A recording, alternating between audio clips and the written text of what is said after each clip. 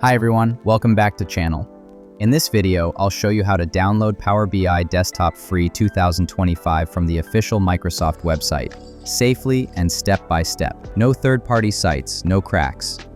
100% official and secure.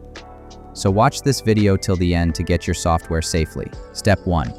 Go to official website. Open your browser and search for Power BI Desktop Download Microsoft, or go directly. Link in description. Important. Only use the official Microsoft website to avoid fake or unsafe files. Step 2. Click on Download.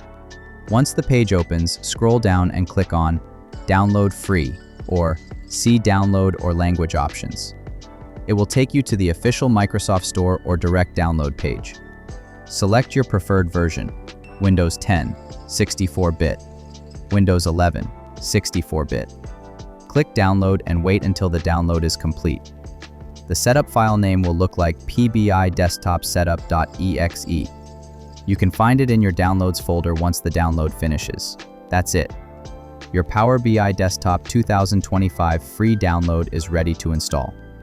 So this is how you can easily download Power BI Desktop 2025 for free from the official Microsoft website.